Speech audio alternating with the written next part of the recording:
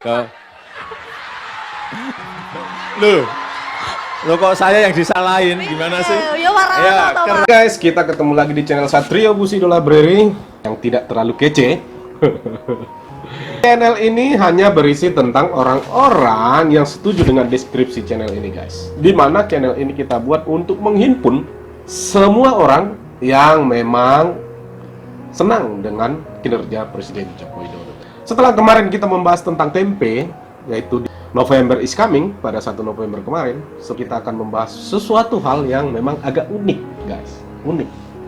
Kenapa unik, guys? Ada berita diduga seorang capres marah-marah sama ibu-ibu. Saya tadi baca di berita satu, judulnya agak lucu juga menurut saya. Saudara ingin saya lanjut atau tidak? Pemimpin kok bisa begitu marah-marah, nilai tunjukkan sifat asli. Tak asli yang mana kita juga nggak tahu, guys. Tapi walaupun di sana marah-marah, fokus kita bukan soal dia marah-marah atau enggak. Ini soal bagaimana seseorang menunjukkan kecintaannya kepada emak-emak. Walaupun dulunya ada yang bikin partai emak-emak. Presiden harus mundur karena sudah menjadi capres. Bapak-bapak dan ibu sekalian, nanti kita yang akan menyatakan perasaannya tentang kondisi saat ini, ya. Yang emak-emak tidak bisa belanja. Bang, kami ingin tanya, Bang, apa pantas yang mungkin kami berharap, Bang, bagaimana menyikapi yang mahal-mahal ini? Karena pemberian dari suami, nggak nambah. Nah, harga pun mahal. Coba kami kasih solusi biar kami memang di Sumatera Utara ini kami sayang pada Bapak. Tapi menurut saya, emak-emak itu adalah kaum yang sangat-sangat jujur. Semuanya dikonotasikan emak-emak. Bahkan yang emak-emak, bahkan nenek-nenek yang katanya nih, guys, katanya dipukuli 3 pemuda yang sangat besar.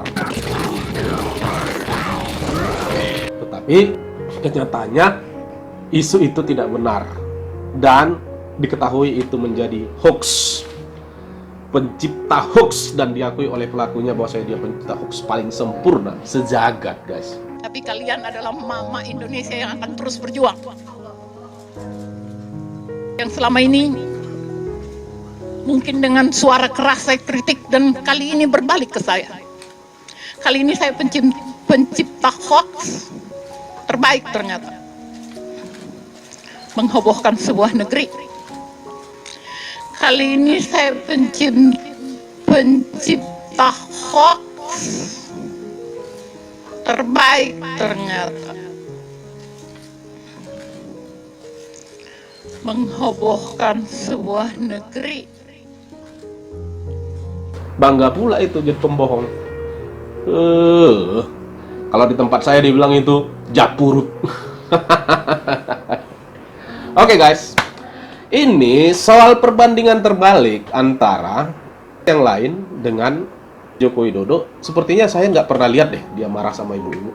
Nggak tahu ya, entah ada yang punya informasi boleh dikirim ke kita, boleh kita upload biar kita fair juga. Jangan kita anggap seseorang itu ya selalu sempurna. Enggak, bukan begitu, guys. Tapi setahu saya, setelah mengikuti hampir 4 tahun, belum pernah saya lihat seorang Jokowi marah sama ibu-ibu, guys. Atau bernada tidak enak lah, emosional gitu, yang tidak enak didengar. Tetapi yang sering saya lihat justru sering bercanda dengan nenek-nenek. Salaman lagi, kenapa kok salaman lagi? Kenapa? Oh, membalikan ini, Pun. Ya, dengan ibu-ibu, dengan ibu parubaya, dengan ibu-ibu muda, sering saya lihat di beberapa kesempatan.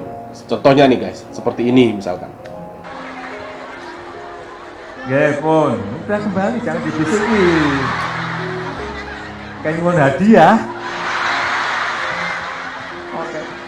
Kayak nyuwun sing ngangge sinten. Nyuwun hadiah penyen kersa hadiah mboten.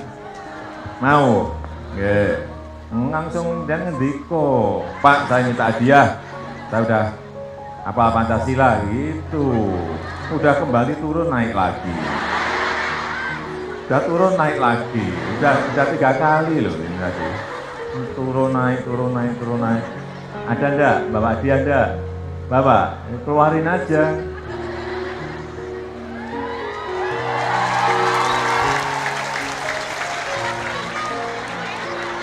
Go. Ini gua hadiah ya? Nggih. Itu, minta hadiah itu. Nggih, pun dipendhet. Di anu, Kembangnya nusuk digameli. nusuk hati, Kenapa? nusuki hati, Nusuki hati, nusuk hati, nusuk hati, nusuk. nyusuk. Iya, Kembangnya sinten niku? kembangnya si anu namanya siapa ya? Lupa kan? Nggih, pun. 1, 2, 3, silakan. Kembang turi diwadai kerombong guna duel lagi sering bodong kena awan kengi duite pada mandi jaluk dirabi Memperlihatkan bahwasanya Jokowi itu kayaknya sayang banget sama emak-emak. Tapi iya sih, kalau kita mau bicara logika aja, logis aja ya. Kalau dilihat dari penampilan Jokowi itu, mulai dari dia wali kota, bahkan jauh sebelum jadi wali kota, kemudian menjadi wali kota, menjadi gubernur, menjadi presiden hampir 5 tahun sekarang, tetap dia sama Iriana Joko Widodo. Kemana-mana guys, dibawa digandeng, ya, foto-foto mesra seperti itu. Ya itu menunjukkan keberhasilan dalam memimpin. Menurut saya ukuran terkecil itu memimpinnya itu. Dia mampu memimpin ya keluarganya yang pertama.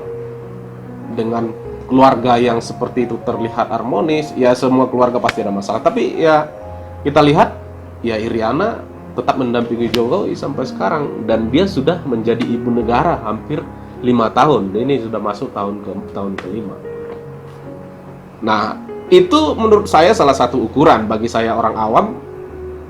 Ya keadaan keluarga itu ya salah satu indikator juga untuk melihat seberapa bagus kemampuan seseorang laki-laki itu untuk memimpin. Mungkin hal-hal itu menurut saya penting juga untuk kita jadikan semacam ya ukuran lah ya. Sebagai contoh misalkan nih, di kampung Anda atau di lingkungan Anda ada orang yang mau mencalonkan jadi RW atau mau jadi kepala desa nih. Katakanlah 2 calonnya.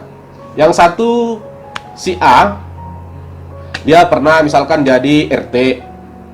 Selama jadi RT dia tidak pernah ada masalah dan dia mengerjakan tanggung jawabnya sebagai RT dengan baik, walaupun mungkin tidak sesempurna ya karena orang tidak ada yang bisa sempurna mengerjakan hal apapun. Kemudian ada satu orang yang belum pernah jadi RT. Katakanlah si B belum pernah sama sekali dalam jabatan-jabatan publik di tingkat kelurahan itu. Mereka ini mencalonkan sama-sama. Yang satu sudah punya pengalaman jadi RT, kemudian punya ya katakanlah keluarga yang tidak pernah ada masalah-masalah yang menjadi pembicaraan dalam lingkungan itu. Yang satu lagi sebaliknya misalkan. Anda pilih yang mana guys? Pakai logikanya yang mana? Anda lebih percaya yang mana yang bisa memimpin? Antara si A tadi yang pernah jadi RT mencalonkan jadi RW atau pernah jadi kadus mencalonkan jadi kepala desa, dengan si B yang belum pernah sama sekali dengan latar belakang yang berbeda, kemudian pengalaman yang berbeda, dengan keadaan kepemimpinan dari hal terkecil yang dilihat memang tolak belakang. Artinya ya secara latar belakang berbeda gitulah sederhananya. Anda pilih yang mana? Pilih A atau B?